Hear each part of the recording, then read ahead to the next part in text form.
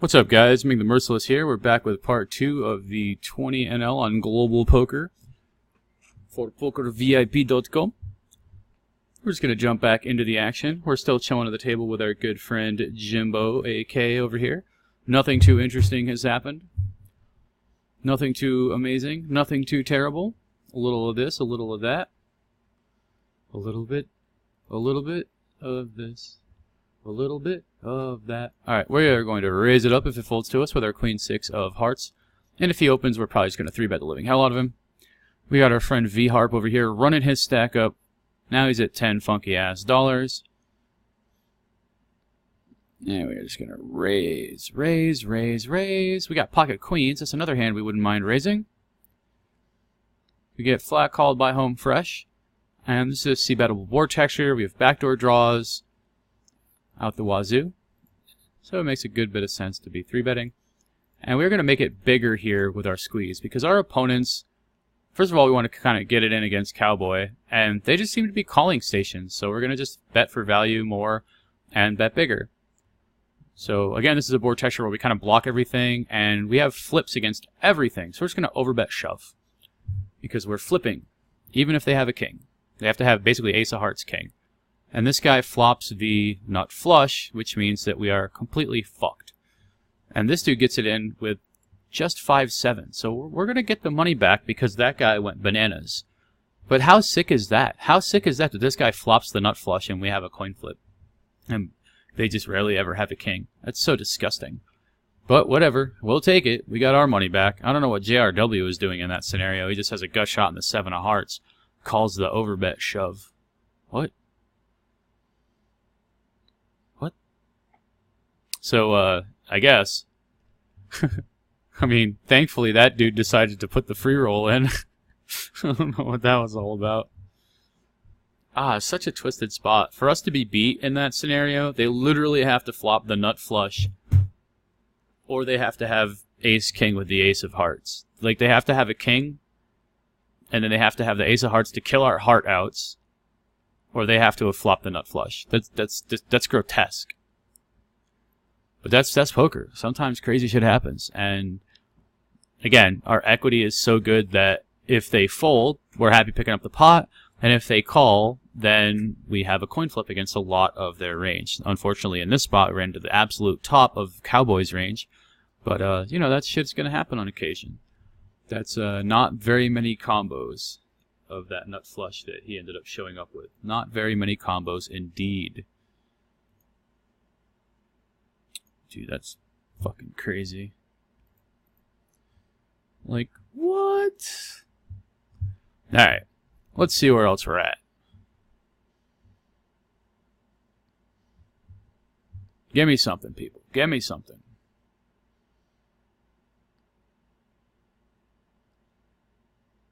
The wingless fly.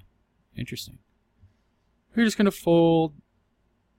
And then, as you can see, they don't really care. They're just playing whatever they want pre-flop for whatever price, you know, putting it in all willy-nilly with 5-7. Like just some heathen ape.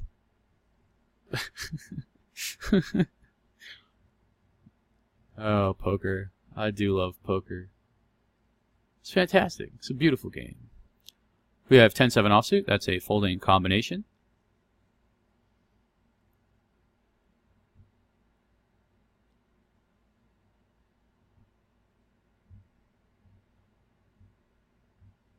We have 9 deuce, another fold, 9 deuce suited, also going to mostly be a fold. We'll see if we get a bunch of limpers, which case perhaps we take a ride on the Redding with a garbage combo, strictly because we have 2 diamonds and we're getting like a bagazillion to 1. That's right, a bagazillion. I'm going to call. It's like when somebody's about to sneeze and then they just have a lot of money in front of them. A bagazillion. A bagazillion? Anyway, up a gazelle. I'm going to check here with the 9 deuce offsuit. Suited, but the offsuit board. It's offsuit from our diamonds. That's not a great turn card, so we'll check 4 away. Somebody's bound to have a queen. We don't have any equity. This bus ain't got no equity. And now we're just going to fold Queen 8. And just check and hope we win against a bunch of people with ace high. Come on, somebody just have 7-8 for God's sakes. Let the deuce win. Yes, somebody's got 7-8. That's the only portion of the deck we could beat. The reason why I said 7-8 is because we have a 9, first of all, and every other subset of the deck has a pair. Like the low part of the deck has a 5 a lot of the time, and then the upper part of the deck has some sort of a pair at some point. Somehow, some way, they got something. But it's that middling portion, that 7 and that 8 portion. We can actually win. So somehow we take it down. Yes. Alright, we got King Queen on table 1. Let me just make sure that I'm actually recording both tables. I do apologize if you guys got splatterhoused in the first video. I think that the strategy talk was alright though. Alright, so we're just going to flat call here because our opponent is highly volatile and we would like to realize our equity against him. So if we flop a king or a queen, then we can put the money in. But if we 3-bet and they 4-bet shove, we're not very happy. Now, we do have blockers to a 10, but again, this opponent is relatively volatile. So it's a bit more difficult to be floating in spots. So like we're going to float, but only because we have the queen of diamonds. But I don't really like this. I don't really like this. I think we're going to take a check bluff river line. That's a pretty good river to be bluffing, especially with our diamond. And if he decides to bet, then I think we can maybe even bluff shove, even though it's a bit on the spewy side. I think a 10 bets the turn. I think he doesn't have that many flushes given this. And he probably just has a bunch of air balls. I'm not sure what the overbet means from him. We know that he's crazy. We also know that he's willing to put it in with any 2 cards. So, like, if he bets a 7, maybe he just calls the river. Yeah, I mean, the plan was to bluff if he checked the river, because I think that's a pretty good plan against a check-check line from this guy. But I think that when he overbets, man, I'm trying to think what the worst hand he would overbet is. I think we could just fold because we saw him put it in with 5-7 all crazy, and there's a pretty good chance he just peels any pair there. So I think we'll not do that. I think that against him specifically overbetting, that's probably spew. I want to say that would be spew. I think we'd be spewing.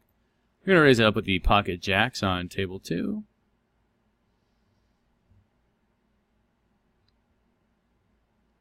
And we get about the worst board that we could possibly imagine. And I don't think this is going to be a good spot to float with our jacks versus the $2 lead, so we'll just fold. We have King 8 of clubs, and due to sitting out, so we are going to raise in what is essentially the cutoff, and we're going to raise 9-10 under the gun. We get flat called, and I think we can bet this board texture with the hand that we have specifically. It's not amazing, it's not terrible. We do have backdoor flush draw, blocker to some of their continues like King Jack, King 9, King Queen, King 10. And we turn a gut shot. We don't block hearts. I think we even still have the best hand some small percent of the time. I think it's a decent spot to just go ahead and bet again. We want to size our bet a bit smaller, because if we're triple barreling here as a bluff, then we're going to want to be able to shove the river. That's actually a pretty good river for us. You shouldn't ever have ace-king. Alright. I guess he just ain't folding top pair. We'll have to keep note of that. We are at a table here that we don't really want to go bananas bluffing with, because apparently our opponents are never going to fold. They do not have fold buttons. If your opponent doesn't have a fold button, your adjustment should be easy. Don't bluff. Like, quite simply. Like, yeah, you gotta bluff in poker. You have to bluff more than you ever thought in poker, because otherwise you're just not doing it right. Like, it's just so easy to play against you, and your opponent can just go, this guy doesn't bluff that much, so I'll just fold everything. Especially when you're playing against regs. If your reg is like, well, people just don't bluff enough. How many times do you yourself look at the player pool and say, well, they just don't bluff enough? You don't want to be that guy. You don't want to be the guy that doesn't bluff enough. It's not only good that your bluffs get called at some frequency, it can be fun and exciting too. Like, you learn to just be happy when your bluff gets called, because your value hands are making money. Like, your bluff is serving a purpose. Your bluff is sacrificing itself for the greater good of your range. The last thing you want to do is not bluff, and not bluff enough. It's horrid. Anyway, we're going to defend here with our king-queen rather than squeeze and do all kinds of weird shit. We're just going to take our price, peel. This dude leads again. Weird shit from this guy. Just kind of clicking buttons. Just a random button clicker. Clickety click, click, click, click, click. Just clicking them buttons. Finger clicking good. Clickety click, click, click, click, click, click, click, click, click, click, click, click, click, click, click, click. We're gonna fold the queen. 7 of spades. 10, 5. All right, we got 10, 5 of spades on the button, and we are going to raise it up if Mr. Longo folds. Mr. Longo, you have a decision to make. Would you like to make it? I'm going to raise it up. 10, 5 of spades. I know you like it. That's a pretty polarizing board. Either has an ace of 6 flush draw, or he gets the fuck out of dodge. He leads all tiny whiny. We don't have any equity. We're just going to get the fuck out of dodge.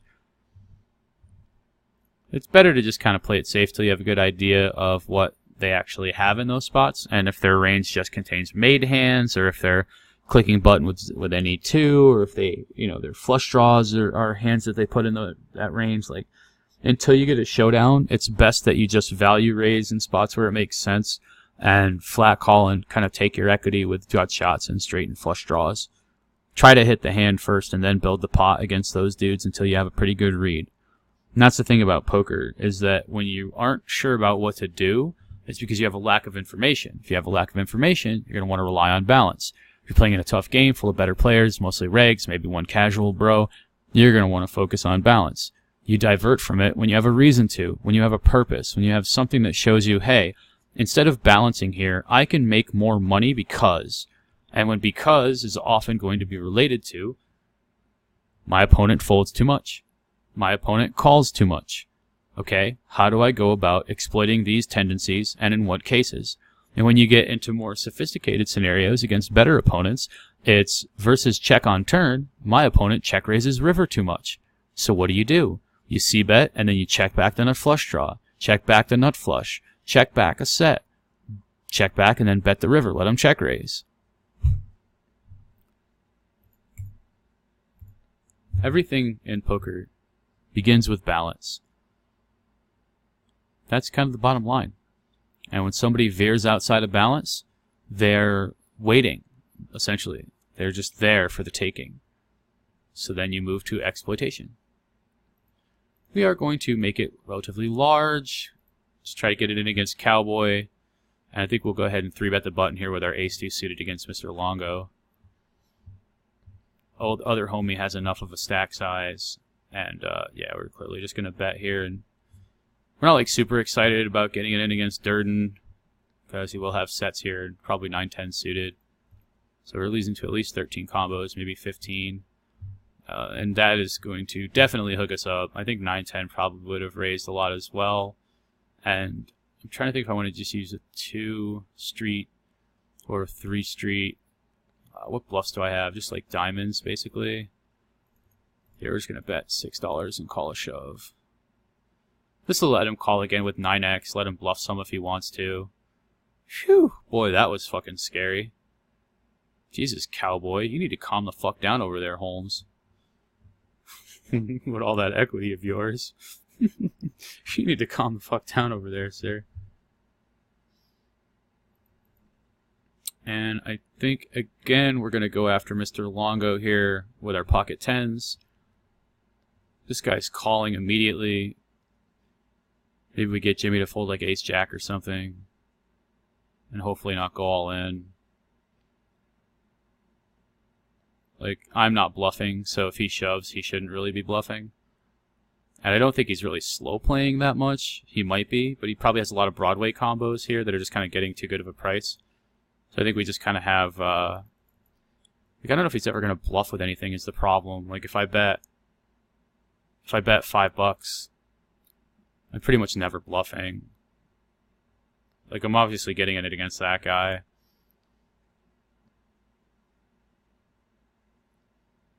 I guess we'll find out. Alright, that makes life easy. Oh my god, this site is so rigged. Alright, whatever you say. Whatever you say, Global Poker. I don't think we could have done too much there. On we go. Because homies just got pocket nines. Poker's a cruel game sometimes, ladies and gentlemen. But I don't think we did anything that we were not supposed to do. I think we were definitely re-raising pre-flop, and I think we're just going to bet it and get it in with that guy on the flop. So the fact that he had one hand in his range that beats us, and yes, it feels bad to lose the pot, but that's just the human brain fucking with you, because in reality, there's not much else that we're going to be doing in that spot, and even if you give us a much higher hand in our range like aces, he still has a set. Give us a set of threes, he still has a set.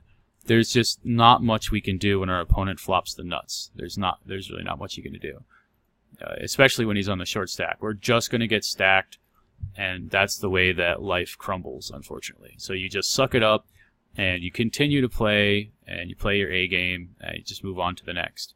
Knowing how crazy and loose this guy is, we're definitely just raising for value here. I assume he's just going to lead again on the turn, because that seems to be like his MO. And we're just going to go ahead and raise it up again, because I assume that he has plenty of draws and plenty of aces that we're beating. And we're just going to browbeat this guy for value. But yeah, don't worry about it, guys. Like, initially, it kind of hurts in a sense of like, oh man, it's ridiculous. I can't believe this. But at the end of the day, you just want to let that shit slide off your back. Like, you played the hand well. If you didn't, you have a mistake to learn from, and you'll learn from that when you review your hand histories, whenever you do that, whenever you review. And if you don't have a hand history, just mark it down, whatever the fuck. And just understand that, you know, poker is a game that there is a lot of variance. There's a fuck ton of variance in poker, and you're just going to have to go through those swings and realize that as long as your play, which is what you can control, was okay, as long as you made the right play, you were supposed to, with all the variables that you had, you made the best play that you could, then there's nothing else that you can do. Everything else is up to the cards. I know that we kind of go over this like all the time. People constantly say it. You hear it all the time. But it's important to understand why, and to sort of get deeper into understanding why you feel affected, whether it's entitlement, whether the money matters, and maybe you should move down in stakes, whatever it is, whatever the reason. If you can pinpoint why the losing bothers you, I mean, the best reason would be that you made a mistake, because that means you have something to learn from immediately that you can control. Like, if you're mad because you lost the money, well, you can control what stakes you're playing. So there's something. And if you're mad because you made a mistake, you can learn from the mistake and not make the same mistake in the future. So you should be happy there. You can learn something. But if you're angry just because you lost the hand and that's it, well, you're never going to really get past that, because you're always going to lose hands playing poker. That's the kitchen, so to speak. You know what I mean? That's the kitchen that you're in. It's amazing to me how many people love playing poker, but they don't want the negative side of it. They just want the run good, the feel good, without the suffering. Well, let me tell you something. That's not the way poker works, folks. So even though we're unhappy at first, the more you understand poker variance, you're never going to stop being unhappy initially. Because, you want your 10s to win. You want them to just have ace-9. You don't want them to just have, like, a set or whatever. But you just get past it. You diffuse the tilt, the frustration. You get rid of that stuff much quicker. If he checks again, we're just going to double barrel. He has been folding to double barrels, and we're just going to pot it up. He check $4, me. So weird. And this guy did that before. He doesn't make a lot of sense. Like, there's not a lot of hands that he would be doing that with. We're definitely going to kind of bet a stronger range against that dude if he's going to constantly use a check raise strategy like that, and we know that he's kind of spewy and crazy. Then you don't want to be betting hands that would like to realize equity. You're going to want to bet hands that would like to induce bluffs and like to have just top pair check raise all willy-nilly style. I can't tell you exactly what he's got in that spot. I can just tell you that, we're not going to want to bet medium strength hands and hands that would like to realize equity. I can tell you that, because then we're getting mutilated when we have to bet fold hands with medium equity, hands with, just like wants to get to showdown, can improve, can call a river bet sometimes and showdown, that type of stuff. You don't want to put yourself in a situation where you're never getting to the scenario where you get to realize the equity from those hands. It's all about equity realization, and his turn check raise frequency is just too crazy. We have ace-4 on the button. We have the 4 clubs. We're still kind of ahead of a bunch of combos here. Just going to be a bet on the flop. Folding the jack 3. And then dude leaves. That's fantastic. Fantastic. That's the worst part, when they just double up and leave. That sucks. If they stay at the table and they play some, then that's cool. But that shit's ridiculous. We're going to leave Mr. Longo alone with the jack deuce suited. Jack deuce is pretty anus. If we weren't making a video, we'd probably bounce from this table. Even though these two dudes are kind of dummies, like Zeus has got $3 in front of him. If you're looking to buy some shaving cream or something, I would say just grow a beard and see if you attract a different kind of woman. Maybe give yourself a little bit of leeway to test the waters, see what's out there. You never know. But yeah, we would probably just leave this table with just page down, being the short stack guy, out of position to us. Not much going on. King 5, got to be on the fold portion of our range. The old King 5. And we flop 2 pair, so we're going to be getting it in with their short stacks. We're just going to shove here and hope he doesn't have 2-4 or ace 5. We also have the ace of diamonds, and if Zeus puts the money in, we're still getting it in. And yeah, with the ace of diamonds and everything, it's good. When he pots it like this, I mean, it's just very likely that he has an ace that we're dominating, so we're just going to shove for value. If he ends up having a pot fold range when he's committing himself to Zeus, then we'll make a note of that shit. Okay. He has a pot folding range. It's pretty interesting. I would assume that when he pots it like that, with the other guy only having $3, that he just has an ace that's going to call a lot.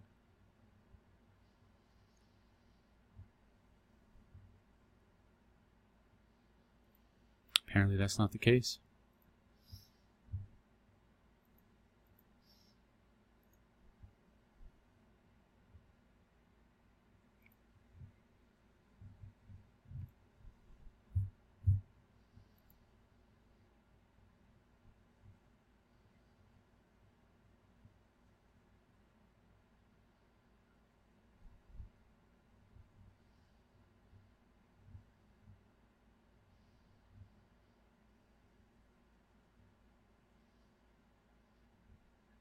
Alright. 8-3 of the offsuit variety. Pocket 9's on table 1.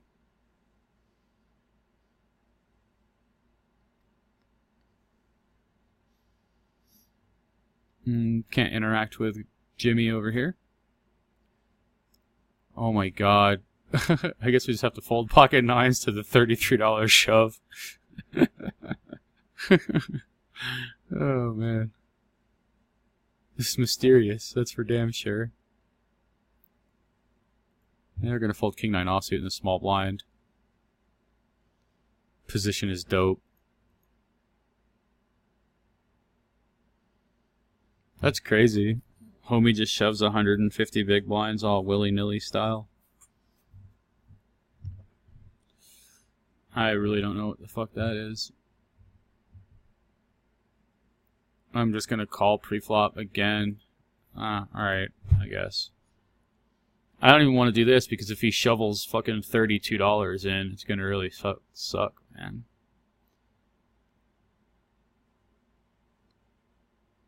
Oh my god.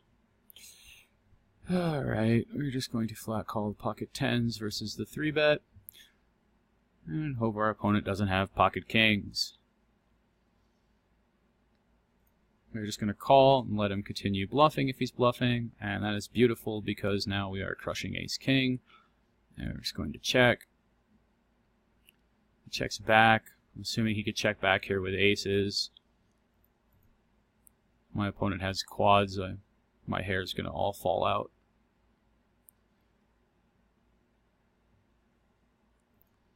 He just has like aces here. If he had a king, he would call immediately. I guess you could have jacks or queens as well, but I don't think he's calling with them anyway.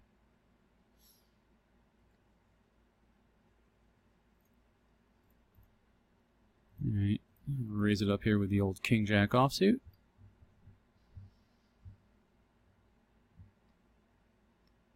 Take that one down. Queen-deuce is a folding combination.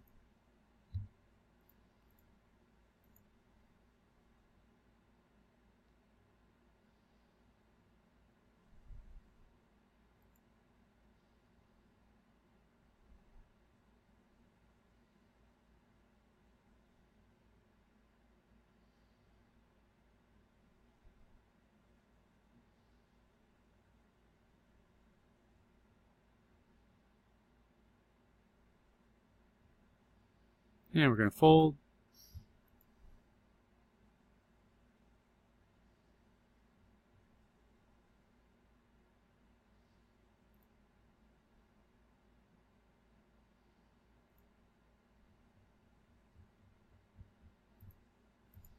And the old 10-5 we're going to check.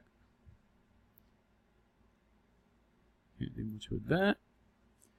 Over here with Queen 10 offsuit, we will defend and hope we flop something sweet to stack JR. That is not the flop we're looking for. We're going to check and lose because Poker Bob is going to have this board texture annihilated. And if we hit a jack here, it's not really very valuable. If we hit a 10, we're still roasted by a ton of combos, so we're just going to fold. Our hand's relatively dominated. He's betting into both of us. Maybe he knows how crazy this guy is. Maybe he doesn't. Either way, not much going on here for us. Just time for us to bounce the living hell out. That's for damn sure. We're folding the 8-4 in the small blind.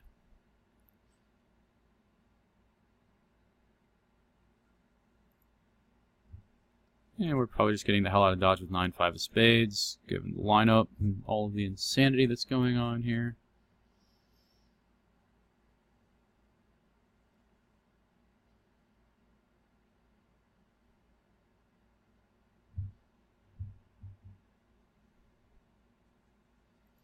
Queen 4 is a fold.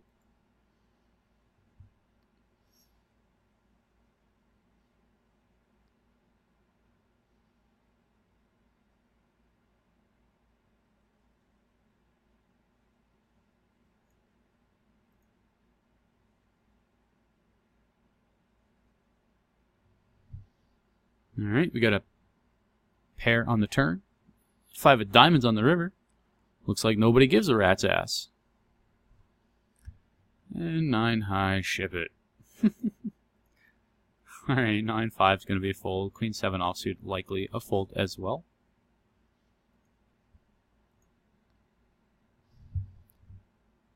Funny stuff. Funny stuff. If you guys haven't checked out Global Poker, maybe you should think about doing so. The games are quite soft. The games are like live poker soft. And if you guys want to get in touch with me for any reason, you can do so on Twitch TV, Ming the Merciless 93, or Twitter at Emperor Ming 93. I'm going to play a couple more minutes and then wrap up the second part of the 20NL. As you guys can see, not much of a difference in play between 4NL and 20NL.